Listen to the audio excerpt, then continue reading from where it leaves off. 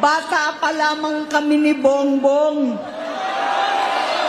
Alam na ng buong pamilya ang problema sa kanya.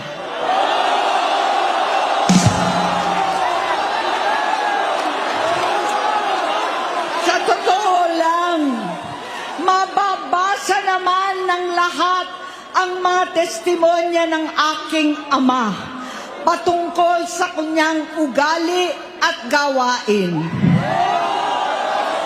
Noon, dahil may tatay pa kami, hindi ko pa siya responsibilidad. Noong tumatanda, ay mas naging nakakabahala. Batid ko na nagda-drug siya.